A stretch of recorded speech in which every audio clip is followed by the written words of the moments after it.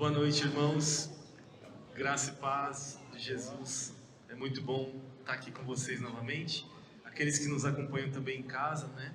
Que o Senhor possa, onde você estiver, quando você estiver acompanhando essa palavra, também ser abençoado.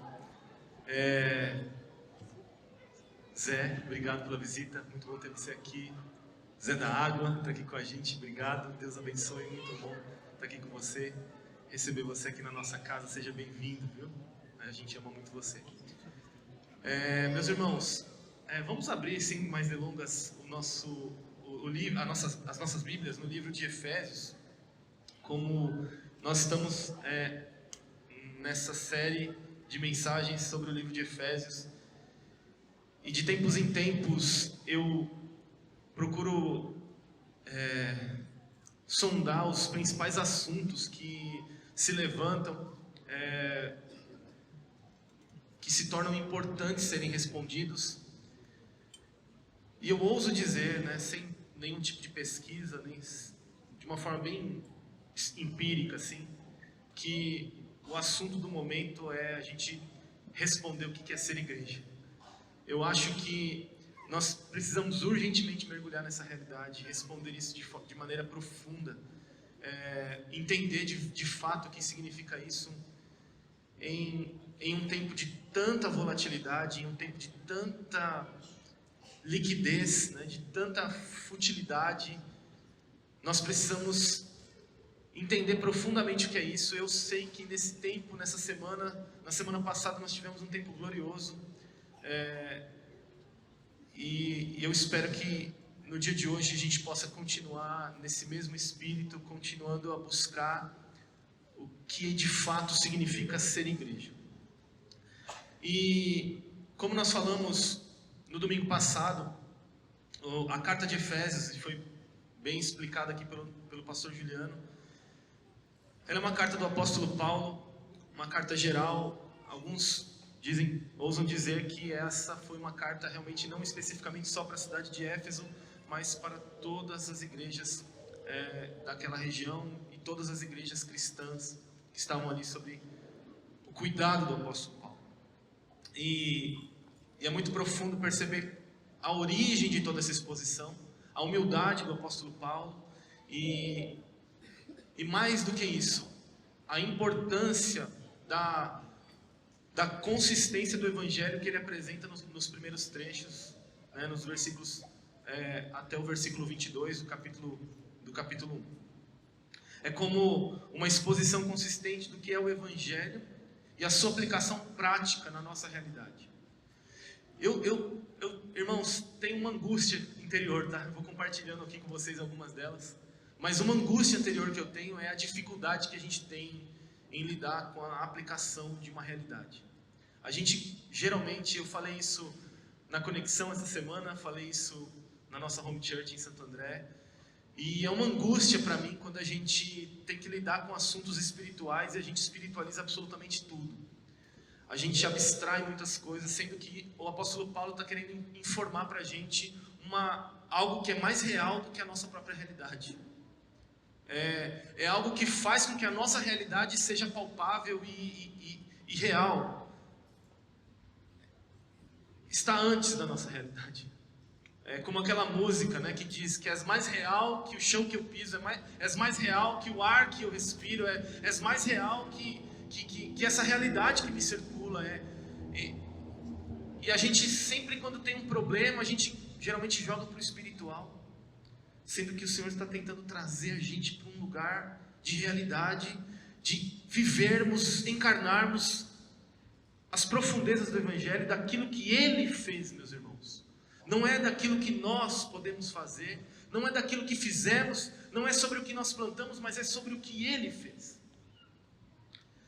E como o apóstolo Paulo inicia esse assunto, ele convida a igreja a bendizer a Deus. É quase que como uma oração. A carta de Efésios, meus irmãos, em muitos capítulos, em muitos trechos, é quase que como uma oração do apóstolo Paulo. Ele convida para ele começar a falar sobre essa realidade tão profunda, tão importante, tão essencial. Ele chama as pessoas a adorar, a bendizer o Deus do nosso Senhor, Pai do nosso Senhor Jesus Cristo. E você percebe que isso indica uma coisa muito importante para nós aqui, que eu gostaria muito que você guardasse no seu coração, é que ser igreja não começa em nós, mas no Deus que nos abençoou com todas as bênçãos em Cristo Jesus, por meio do seu Espírito. Ou seja, ser igreja não significa fazer coisas, ser igreja não significa fazer eventos, ser igreja não significa realizar muitas coisas, mas ser igreja significa de fato ser essa realidade, possuir essa realidade, compreender essa realidade do Deus que nos abençoou com todas as suas bênçãos por meio de Cristo Jesus nas regiões celestiais. Portanto, ser igreja começa naquilo que Deus realizou antes de tudo por meio da vida, da morte e da ressurreição de Jesus. Em Cristo, Ele nos redimiu pelo seu sangue. Em Cristo, Ele colocou todas as coisas debaixo do seu senhorio. A partir dessa realidade do senhorio de Cristo, Ele nos adota como filhos. E Ele nos deu a herança do universo criado. E nos selou com seu Espírito da promessa.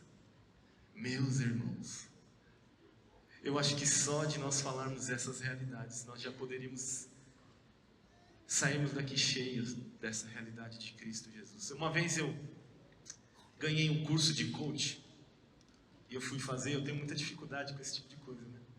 Eu já comentei com os irmãos, e teve uma parte desse curso, né? E eu não gosto de coach, mas eu não critico quem faz, não tem problema nenhum com isso. Mas chegou uma hora que a pessoa tinha que ficar num lugar assim, ela tinha que dizer assim: eu mereço, eu faço, eu aconteço, eu sou bom. Gente, me deu uma tremedeira nesse momento. Eu fiquei desconcertado, estava no meio de muitas pessoas e eu dizia assim: Senhor, como é que eu vou dizer uma coisa que não é verdade?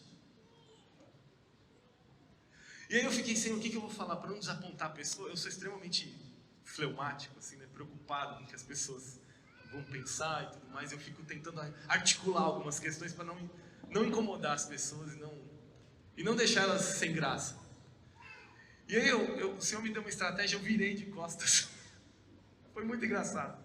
E eu comecei a dizer: em Cristo eu mereço, em Cristo eu sou bom, em Cristo eu faço, em Cristo eu aconteço. Porque, meus irmãos, se tem alguma coisa que é a maior verdade do universo, é que nós, por nós mesmos, não podemos fazer e controlar um fio que cai da nossa cabeça. Eu acho que essa é a verdade mais gritante que existe no universo, que nós não podemos controlar um segundo do nosso tempo sem saber o que vai acontecer. Nós achamos que temos o controle, nós achamos que temos domínio sobre as coisas, até quando o Senhor nos submete a uma circunstância em que nós não podemos fazer absolutamente nada, como uma mulher grávida sangrando, perdendo o bebê. Impossível de se você fazer alguma coisa. E John Bunyan disse uma coisa muito importante, que você pode fazer muitas coisas até orar e nada depois de orar. É mais ou menos assim nas minhas palavras, ele não disse isso, mas estou traduzindo aqui para vocês. E é muito interessante perceber que nessa segunda etapa, depois do apóstolo Paulo ter apresentado um evangelho tão glorioso, com profundezas tão incríveis, ele não tem nada mais a fazer, meus irmãos, do que a orar.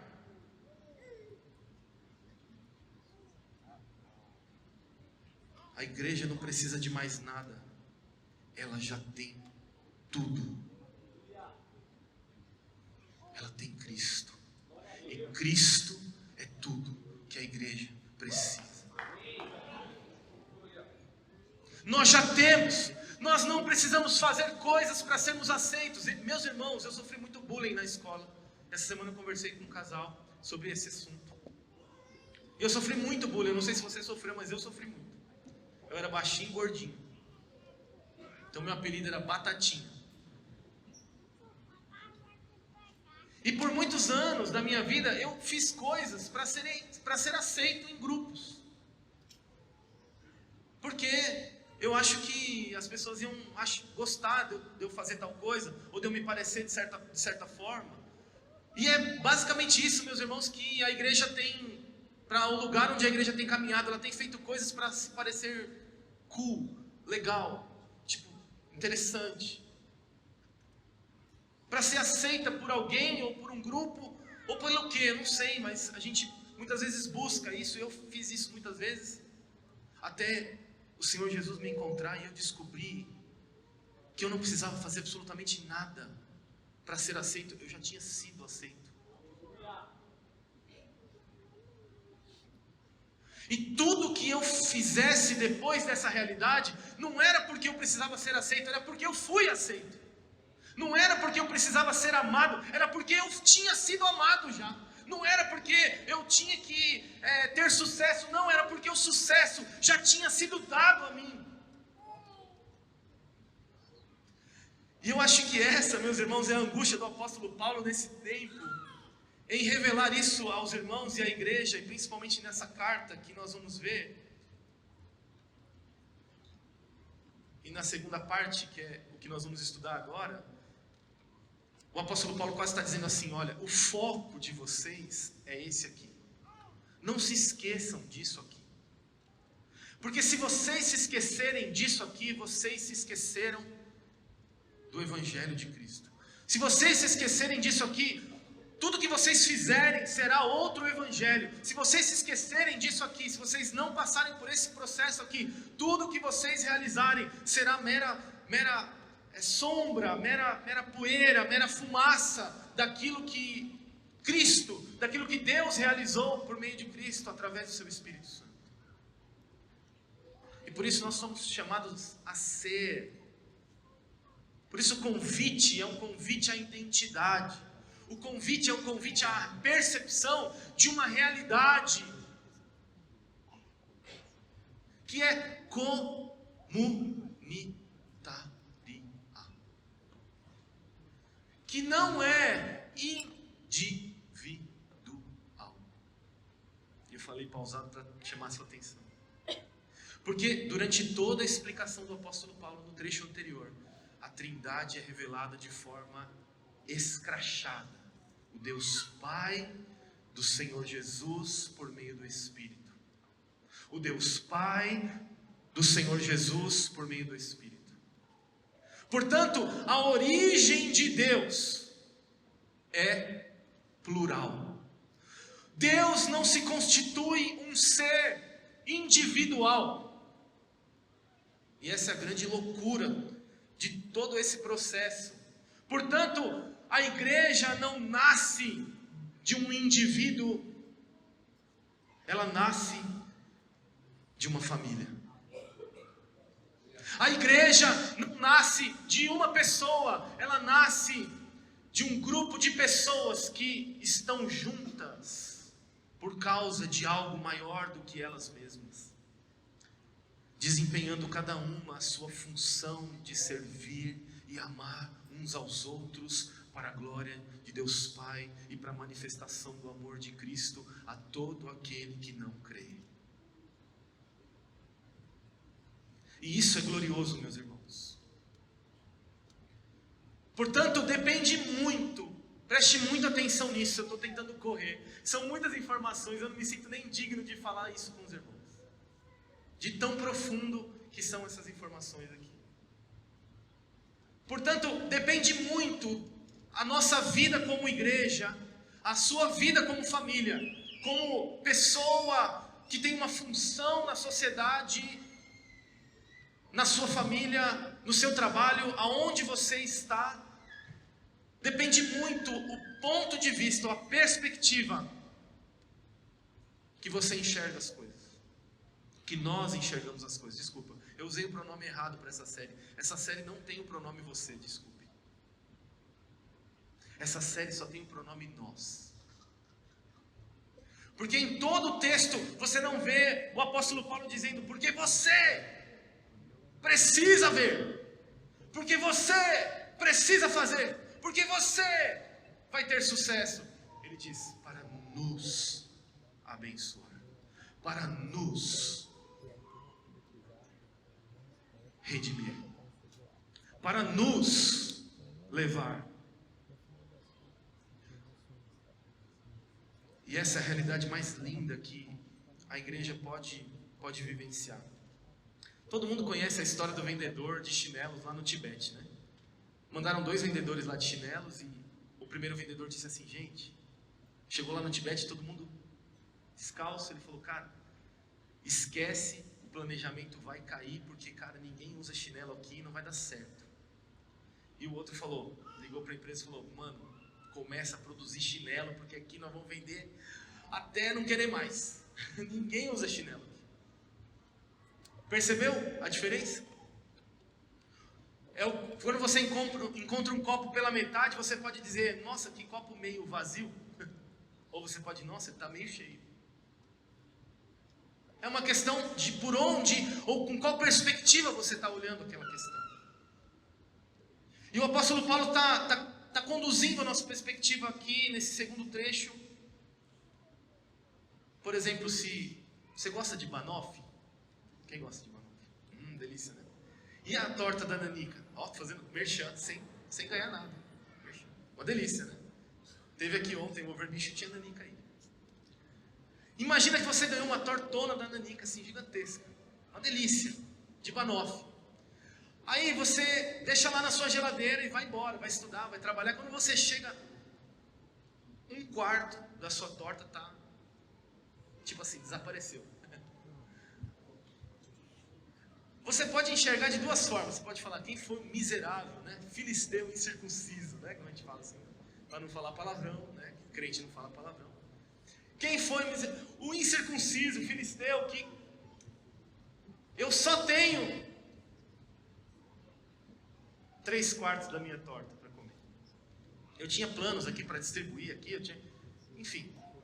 Ou você pode abrir a geladeira e dizer assim, ufa, eu ainda tenho 3/4 para comer e para fazer o que eu preciso.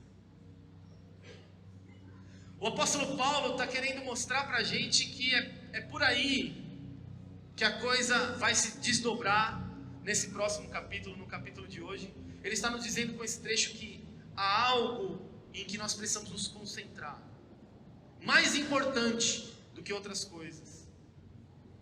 E é por esse motivo que o apóstolo Paulo faz o quê, irmãos? Ele faz um treinamento de executivos? Não. Ele faz o quê? Ele faz um planejamento estratégico? Não. Ele faz um plano de ação? Não. Ele faz um plano de vendas? Não. Meus irmãos, o apóstolo Paulo ora. Ele ora.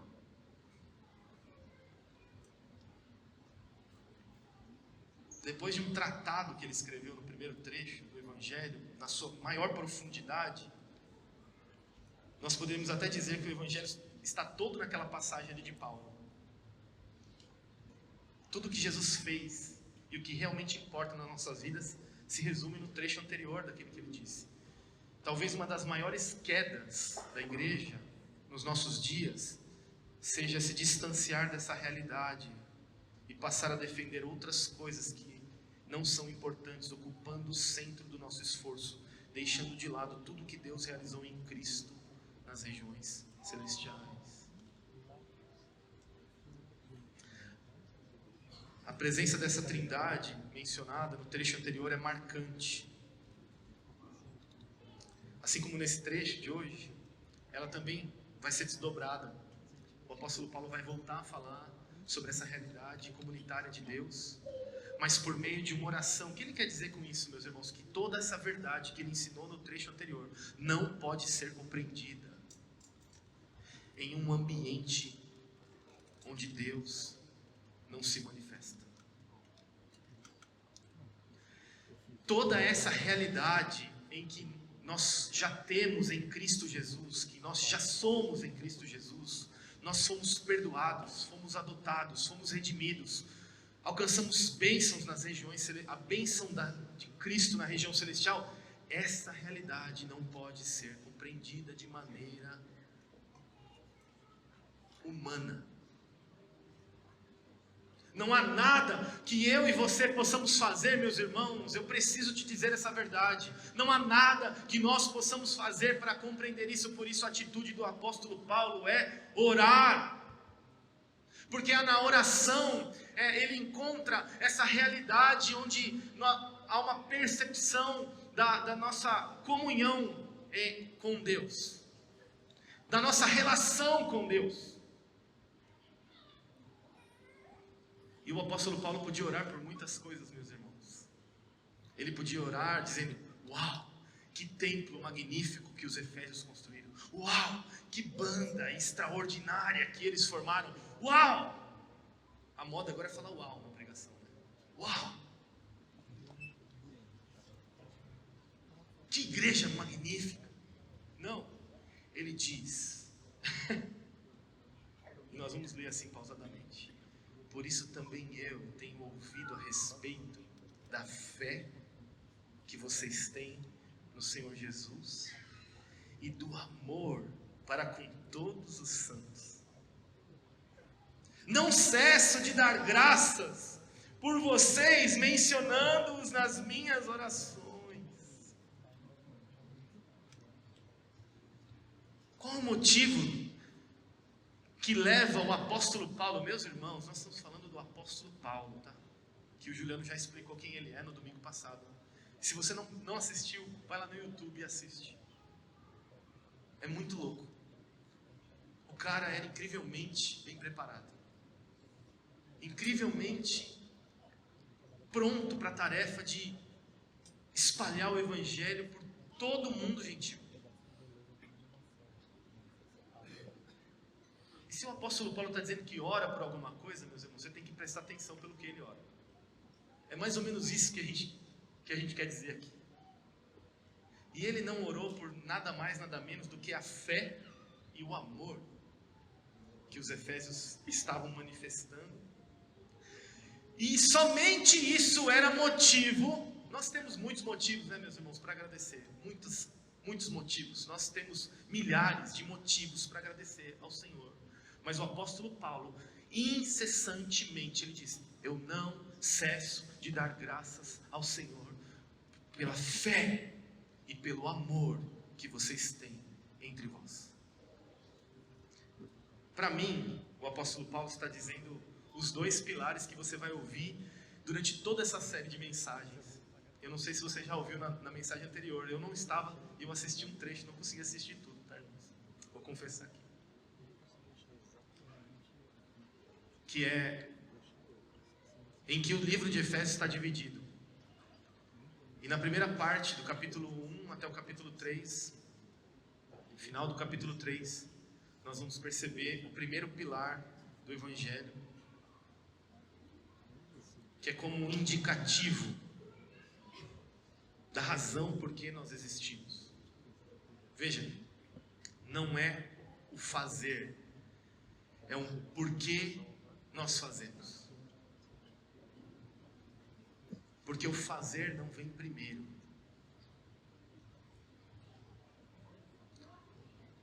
A fé como um indicativo de que nós temos que ser. O que é fé, meus irmãos? Fé é certeza. Hebreus capítulo 1, versículo 1.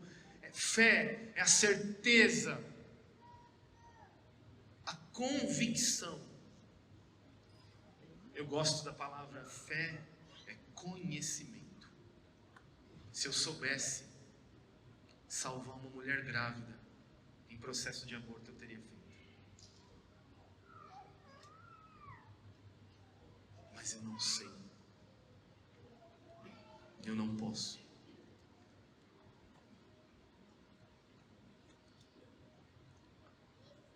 Portanto, se você faz alguma coisa e você não consegue explicar a razão por que você faz, eu sugiro que você pare de fazer. Pare. E volte os seus olhos, o seu entendimento e a sua experiência para o lugar correto. Coloque os seus olhos e o seu entendimento no lugar correto. Pare de fazer. E o segundo, que o apóstolo Paulo cita, inclusive o nosso livro lá do John Stott, que o Juliano indicou, que baseia toda essa série, ele diz que os melhores manuscritos não têm a palavra amor. Só tem em outros manuscritos. E ele diz que, indiferentemente dos melhores não conter a palavra amor, é muito interessante que, se você tirasse a palavra amor desse texto, ficaria assim: por isso também eu, tendo ouvido a respeito da fé que vocês têm no Senhor Jesus Cristo, para com todos os santos. É como se essa fé, que é a mesma fé de Hebreus capítulo 11, versículo 1, apontasse para um conhecimento e uma fidelidade que está presente nas relações. Portanto, é possível duplicar o sentido desse texto dizendo: é a fé para o conhecimento de Jesus e a fé para a relação com a igreja. É o conhecimento para indicar a motivação e o conhecimento para dirigir a ação. Um conhecimento que indica, motiva, dirige a motivação, o que nos move, e o conhecimento que indica, que ordena a ação, a aplicação, o realizar. E qual é o realizar da fé? É o amor. O realizar da fé são as obras práticas do amor. Por isso estão dois pilares monumentais, meus irmãos, do Evangelho de Jesus: o conhecimento do Cordeiro de Deus que tira o pecado do mundo, que nos leva a amar o próximo como a nós mesmos e como Ele amou os seus discípulos. É uma fé que nos leva a dizer a razão pelo qual nós existimos e vivemos, e uma fé que nos leva à prática, que nos leva a nos doarmos, que nos leva à morte, como nós falamos hoje durante essa semana passada sobre o Jesus da cruz nas homes em vários lugares. Sem esse conhecimento, sem esse indicativo do Evangelho, você não pode fazer alguma coisa, porque não será o Evangelho. Tudo que você fizer sem o indicativo do apóstolo Paulo no trecho anterior, sobre o que Deus realizou em Cristo Jesus, nos dando todas as bênçãos espirituais nos lugares celestiais em Cristo Jesus. Tudo que você fizer sem a compreensão viva desse indicativo, todo o imperativo da sua vida será vão. O apóstolo Paulo replica isso em muitas passagens, meus irmãos. A mais áurea de todas é Coríntios capítulo 13. O amor, o amor, o amor.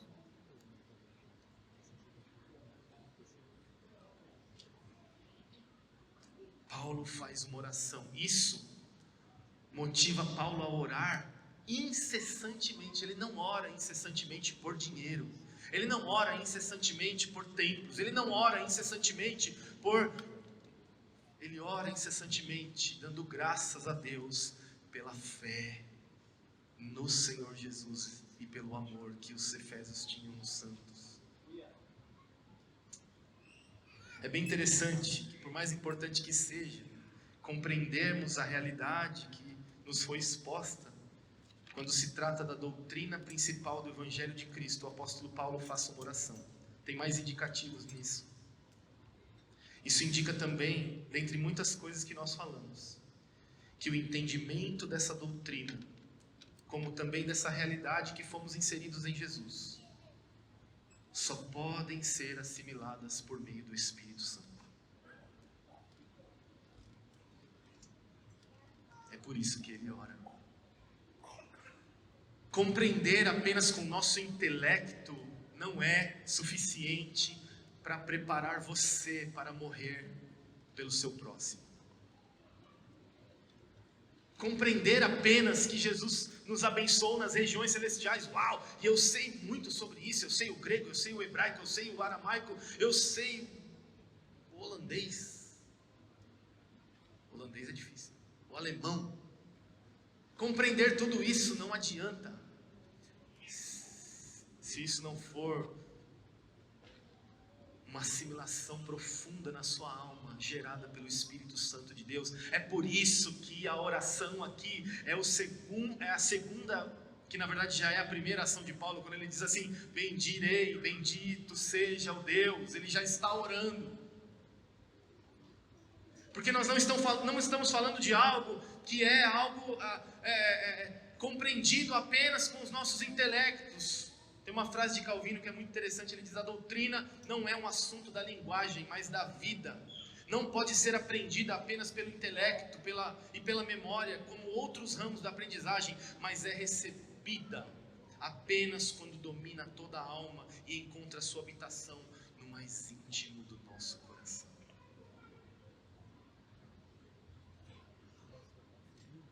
Entender o Evangelho, meus irmãos, é algo tão profundo que só pode ser realizado pela ação de Deus e apenas na oração incessante e perseverante que percebemos a manifestação de Deus entre nós.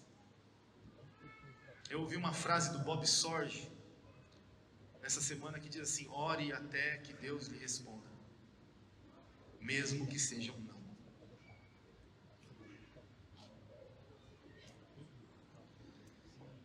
Orar aqui, meus irmãos, é central para a igreja. O que nos move e como nós oramos revela o Deus que a igreja acredita.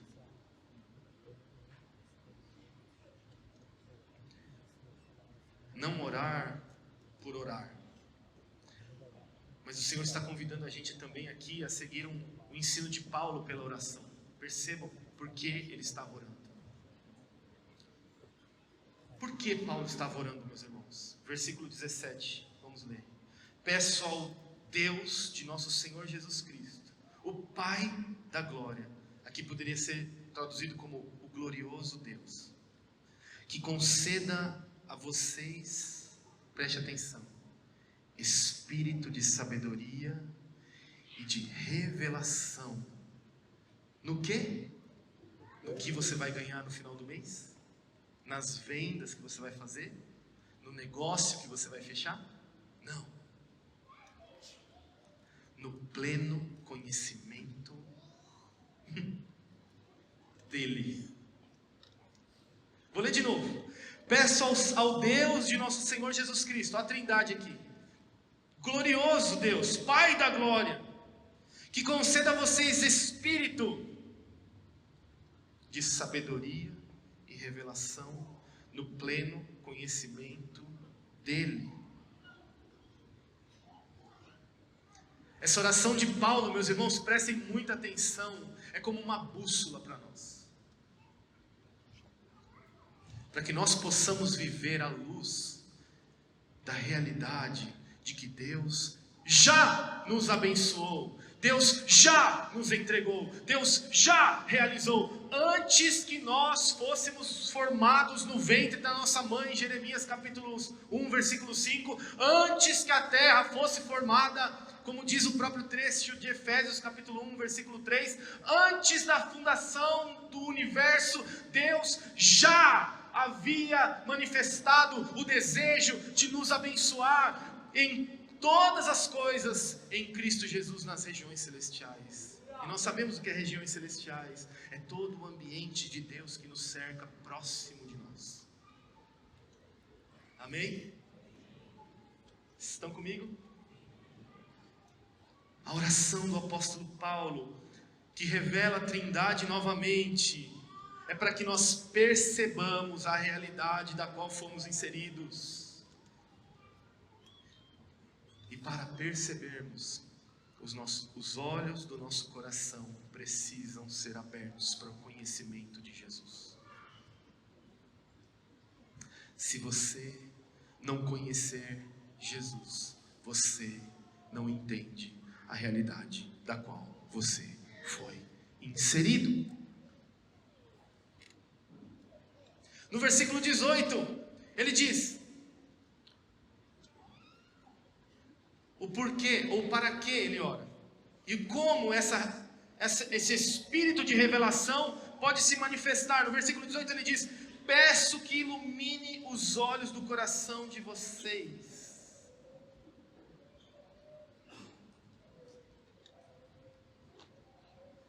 Peço que ilumine os olhos do coração de vocês, para que vocês saibam qual é a esperança da vocação de vocês, qual é a riqueza da glória da sua herança nos santos, e qual é a suprema grandeza do seu poder sobre nós, os que cremos, segundo a eficácia da força do seu poder. Eu li o 18 e 19. O que é esse espírito de revelação? Muitos buscam conhecer o futuro, meus irmãos. Mas eu posso dizer uma coisa: o futuro, o nosso futuro, tem uma palavra: Jesus. Você quer saber o seu futuro? Jesus. Você quer saber o que vai acontecer amanhã? Jesus. Jesus está no nosso futuro. Jesus está segurando o nosso futuro. Eu não preciso me preocupar com o meu futuro, porque Ele já está lá.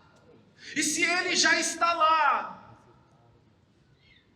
eu vou chegar lá também, por causa dEle. Por isso, meus irmãos, cuidado. Porque eu vejo muitos de nós buscando revelações específicas da parte de Deus, para que nós façamos algo ou deixemos de fazer algo, e às vezes nós nos emocionamos, e é lindo como Deus fala conosco pessoalmente, mas no nosso futuro está escrito uma palavra, e essa palavra é o Cristo de Deus está nesse lugar, e Ele está voltando para consumar todo o plano de Deus, e unir céus e terra, e fazer uma nova terra e um novo céus, e essa é a nossa herança, e esse é o nosso futuro. Não importa se você é rico, pobre, se você é doente ou são, se você é inteligente ou burro, se bem que eu não acredito nisso, mas não importa. O que importa é se você crê, e se você ama, e se você entende, e se os olhos do seu coração foram abertos para ver o que o apóstolo Paulo está rogando aos Efésios. Nós sofremos um efeito de Gênesis 3, a queda do homem, meus irmãos. Durante quanto tempo nós vivemos em autonomia? Essa autonomia aqui agora não é uma questão de perspectiva. Inicialmente o apóstolo Paulo está dizendo: essa é a perspectiva que vocês precisam ver. Tudo vocês precisam ver na perspectiva do Evangelho de Cristo. Mas agora é uma questão de cegueira mesmo. Quando o apóstolo Paulo diz que os olhos do coração de vocês sejam iluminados, é porque nós somos cegos. Nós não conseguimos enxergar um palmo na nossa frente das grandezas que Deus, insondáveis, que Deus já nos deu em Cristo Jesus. Por isso nós nos preocupamos. E é normal, nós somos humanos. Mas o apóstolo Paulo está dizendo que os olhos dos seus corações sejam abertos. É porque nós somos cegos, porque muitos anos vivendo em autonomia de Deus, independente de Deus. Deus precisa nos livrar dessa autonomia de Gênesis 3. Essa é a primeira coisa que Paulo... Por que Paulo ora? Por que tipo de conhecimento Paulo ora? Paulo ora para que os olhos dos nossos corações sejam abertos. Segundo, Paulo ora no versículo 18 e 19 ali, né, nesses dois versículos, ele diz assim: para que saibam, na parte B do versículo 18, qual é a esperança da vocação de vocês. Meus irmãos, nós não vivemos para comprar uma casa, nós não vivemos para pagar contas, boletos. Eu sei, pode parecer isso, mas não é. Nós vivemos na expectativa do cumprimento de toda promessa que Deus fez e realizou em Jesus Cristo. Nós vivemos com a expectativa de que o Senhor Jesus vai vir e consumar toda a obra do Evangelho de Deus. Nós vivemos olhando para essa expectativa, e essa é a maior queda da igreja. Ela está ocupada demais com as coisas que se podem ver e tocar, e não está ocupada com a esperança da nossa vocação. Nós fomos chamados para esperar o Cristo de Deus voltar entre as nuvens e consumar tudo que Ele prometeu. Quando você se perde, meus irmãos, quando nós nos esquecemos, quando nós nos perdemos desta realidade, nós estamos fadados a fazer um ativismo pobre e vão. Pode ser bonito, pode ser esteticamente instagramável, pode ser lindo, mas não tem um valor diante de Deus, nenhum valor, porque a única coisa que Deus valoriza é o que Ele fez em Cristo Jesus. Esquecer que a nossa herança é o que Cristo realizou, o mundo vindouro. Eu não preciso saber o futuro quando creio em Jesus. Eu já sei o futuro. Em nosso futuro, Jesus está ressurreto, inaugurando a unidade de céus e terra, como eu já disse. Eu adiantei aqui um pouco da missão. Mas eu não falei isso. É Deus habitando entre nós. Deus está vindo para morar comigo e com você. E pela terceira coisa que Paulo ora aqui no versículo 19, ali finalzinho do versículo 18, qual a vocação de vocês, qual é a riqueza da glória da sua herança nos santos, a suprema grandeza do seu poder.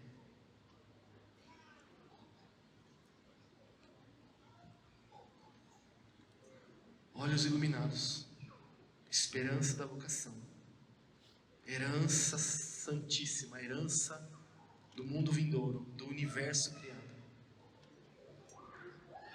Suprema grandeza do seu poder, que opera em você, Não, que opera em nós. É a suprema grandeza do seu poder que opera em nós. Paulo ora por esses 4 conhecimentos. Se você quer fazer uma oração como de Paulo, meus irmãos, todos os dias da sua vida, ore por isso. Ore para que os olhos do seu coração sejam iluminados por Deus. Ore para que você nunca se esqueça da esperança da sua vocação. Ore para que você não esqueça a herança que Deus lhe deu em Cristo Jesus. Ele já lhe deu, Ele não vai te dar, Ele já lhe deu. Ore para que a grandeza do seu poder, você conheça a grandeza do seu poder. É por isso que Paulo ora aos Efésios, para que nós possamos viver a realidade de todas as bênçãos em Cristo Jesus nas regiões celestiais. Nós precisamos ter os nossos olhos abertos para enxergar esse tipo de conhecimento, e não é um conhecimento comum. A palavra hebraica é mais completa para falar desse conhecimento aqui. Ela fala de 2 tipos de conhecimento, assim como fé e assim como amor. Ela fala de um conhecimento que é teórico, que é inteligível, mas de um conhecimento que é prático, que é palpável, que é tangível aos nossos irmãos. E que tipo de poder é esse? Embora não tomamos posse da nossa herança completa ainda, esse poder que reverteu o problema de Gênesis 3 habita presencialmente na igreja já. É como se fosse um teste na sorveteria, como diz o nosso professor Bernardo. É como se fosse experimentar aquele sorvete bem gostoso italiano, né? Gelato. Bacio de latte. Eu estou só no merchan hoje. Né? Mas eu não gosto do bacio de latte, gente. Eu gosto do gelato e grano. Vocês nem conhecem, né? Só tem Teresina em Fortaleza. Se for Fortaleza, vai no gelato e grano. Muito melhor que o bacio de latte. Aquele sorvete delicioso, você pega uma colherzinha assim, põe na boca assim. Pistácio. Hã? Que delícia. Só que tem um pote lá dentro, você não tem condição de abrir. Hã? O poder da ressurreição que está presente na igreja é a colherzinha do sorvete. Mas o sorvete já é uma realidade. Ele já está lá. Está aguardando para se manifestar completamente, mas em parte começa a se manifestar na igreja. O poder da ressurreição.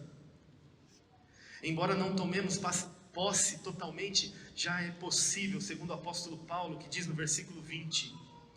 Ele diz, ele exerceu esse poder em Cristo, ressuscitando dentre os mortos e fazendo sentar à sua direita nas regiões celestiais. Foi o Espírito de Deus que ressuscitou Jesus dos mortos, porque não havia condenação sobre ele. É o poder da justiça de Deus. O poder da ressurreição, da vida do nosso Senhor Jesus Cristo. E todo esse poder pertence a Jesus. Acima de todo, versículo 21, acima de todo principado, potestade, poder, domínio e de todo nome que se possa mencionar, não só no presente século, mas também no vindouro.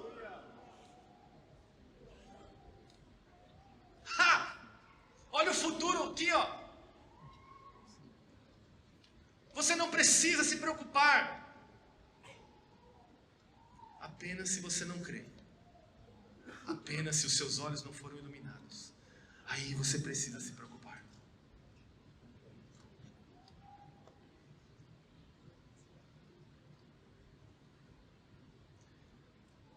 Versículo 22 e 23, ele conclui. Eu preciso acelerar aqui, que tem tanta coisa, mas não dá, né? Não posso passar por essa mensagem sem citar o teólogo holandês Abraham Kuyper, né? Não posso citar. Muito provavelmente ele disse essa frase inspirada nesses versículos do apóstolo Paulo, que se repetem não só em Efésios, mas também em Colossenses, em Romanos, em outros lugares. É como uma doutrina, um evangelho que o apóstolo Paulo está ensinando à sua igreja. Não há 1 centímetro quadrado deste mundo do qual Cristo não possa dizer, é meu.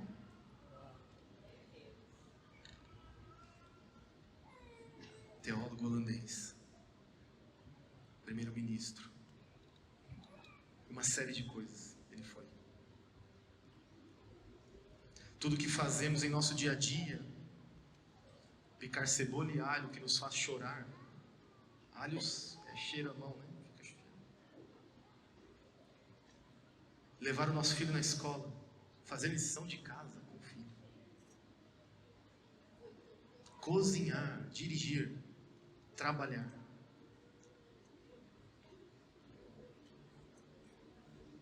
Revela que nós vivemos essa realidade? É uma pergunta.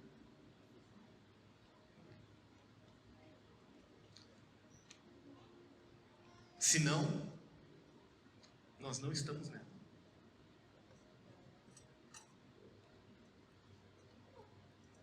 É isso que o apóstolo Paulo está nos ensinando. Ser igreja é muito mais do que compreender uma doutrina intelectualmente. Ser igreja é levar essa compreensão a um lugar de aplicação, a um lugar de prática, no lugar do amor.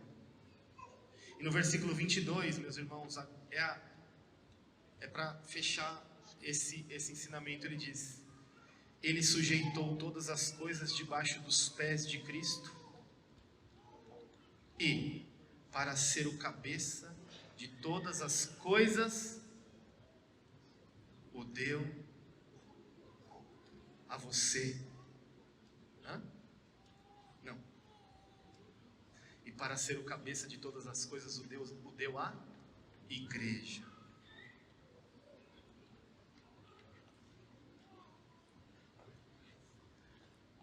Versículo 23, a qual é o seu corpo, a plenitude daquele que a tudo enche em todas as coisas. Meus irmãos, eu vou ler de novo. Ele sujeitou todas as coisas debaixo dos pés de Cristo, para ser o cabeça sobre todas as coisas, o deu à igreja. Cristo dado à igreja como cabeça, a qual aqui é a igreja, tá? A qual a igreja é o seu corpo. Continuando sobre a igreja, a plenitude daquele que tudo enche em todas as coisas. Meus irmãos, o enchimento de todas as coisas é Cristo. Ele é o único eu sou. Eu sou o que sou. Eu sou o que precisa ser.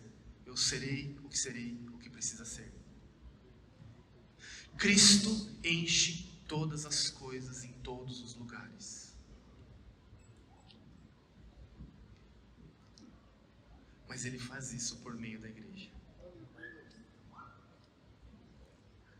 Meu Deus. O que vem depois disso é perigoso. A minha pergunta para encerrarmos essa reflexão sobre esse texto é: por que o mundo está vazio?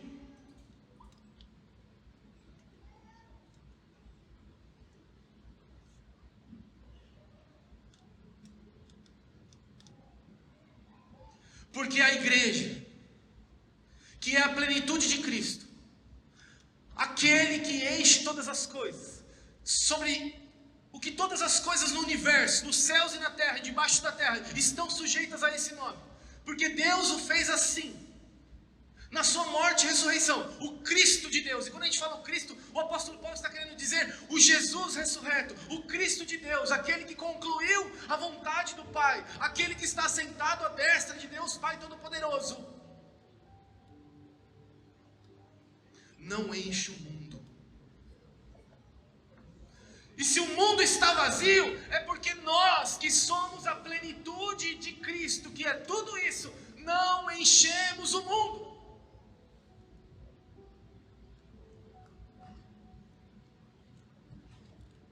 E na próxima vez, meus irmãos, que você comentar no seu coração: meu Deus, esse mundo está tão vazio, é quase que Deus gritando no seu ouvido. É você, junto com seu irmão, junto com a vida em comunidade que vocês têm, o jeito que vocês se relacionam, a nova sociedade que Deus está criando, em amor, em fé e conhecimento, que vão encher o mundo. Não é você sozinho, não é você isolado, não é você na sua casa orando, não, é você em comunidade, assim como Deus Pai, Deus Filho, Deus Espírito Santo são uma comunidade e impactaram o mundo criado.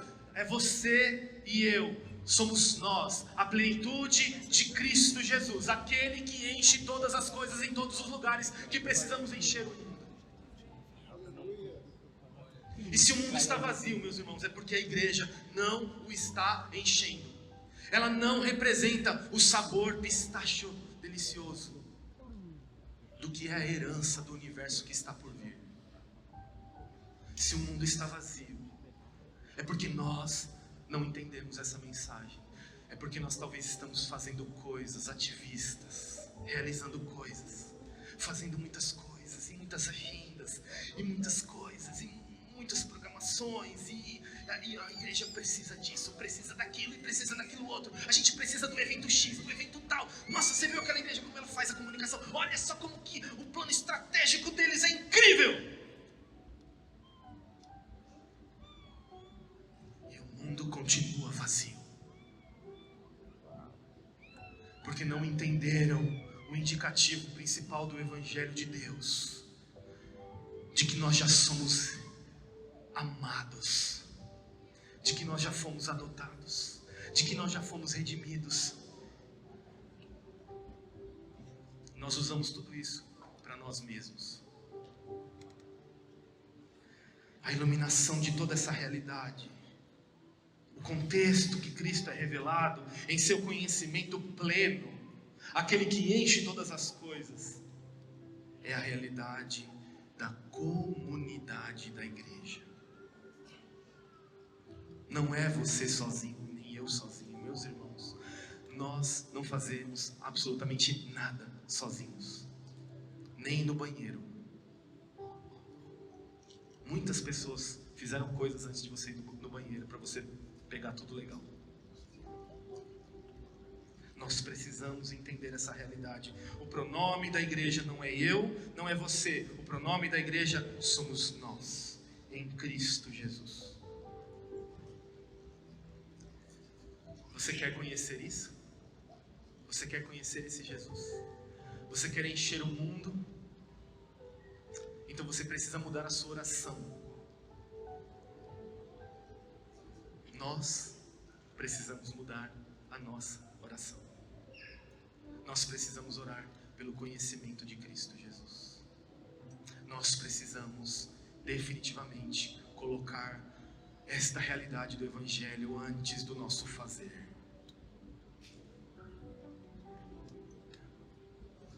Mas é Deus que faz isso, por isso você não pode fazer com seu esforço. E eu queria convidar a igreja nessa noite a juntos buscarmos, orarmos por isso aqui, pelo conhecimento da herança, pela esperança da vocação, pela grandeza do poder da ressurreição e do que significa ser a plenitude do Cristo que enche todas as coisas.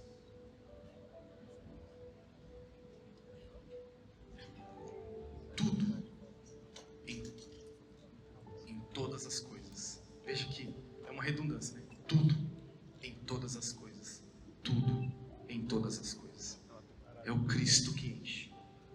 Amém? Eu queria convidar você a orar, fechar os seus olhos e buscar a presença de Jesus agora. Nós vamos cantar essa canção e eu quero que você cante na perspectiva foco, foco, foco, foco. O foco, o nosso foco na nossa oração, quando você orar na sua casa, quando você orar na igreja, quando você orar com a sua família, aonde nós estivermos, nós precisamos orar por fé e amor. Nós precisamos orar para que os nossos olhos sejam iluminados, para conhecer a esperança da qual nós fomos chamados, para saber a grandeza do poder, do supremo poder. Nós precisamos orar para que nós possamos entender a herança que nos foi dada em Cristo Jesus. Nós precisamos orar, ore por isso. Meus irmãos, não desperdice esses minutos, ore por isso. Nós vamos cantar, cante essa canção como uma oração, mas eu queria que você orasse por isso. Eu queria que nós orássemos aqui juntos, pelo conhecimento do Cristo que transforma o mundo, o conhecimento do Cristo que enche tudo em todas as coisas, por meio da igreja de Deus, por meio da igreja de Jesus. Se você ama Cristo, mas não ama a igreja de Deus, você não entendeu o Evangelho de Deus. Se nós amamos a Cristo e não amamos a igreja de Deus, a igreja dele, nós não entendemos que ela é a plenitude do Cristo que enche todas as coisas, em tudo. Comece a orar por conhecimento. Senhor, nós queremos te conhecer, nós queremos te ver, nós queremos te conhecer. Abra os olhos do nosso coração, nós queremos te enxergar nessa noite. Nós queremos te enxergar na nossa segunda, na nossa terça, na nossa quarta, na nossa quinta, na nossa sexta, no nosso sábado, no nosso domingo. Nós queremos te ver, nós queremos te ver, nós queremos te ver. Ilumina os olhos do nosso coração, ilumina os olhos do nosso coração. Revela-nos, Senhor, a ti, revela-nos a ti, revela-nos Jesus, revela-nos o Cristo, revela-nos o Jesus ressurreto, revela-nos, enche a tua igreja com espírito de revelação e sabedoria, para conhecer as insondáveis mistérios e grandezas e profundezas do teu amor, de quem tu vidas. É para isso que nós queremos orar. Em meio às nossas tribulações, em meio às nossas dores, em meio às nossas transgressões, os nossos pecados, nós queremos conhecer a Ti, o poder dos Seus sofrimentos e da ressurreição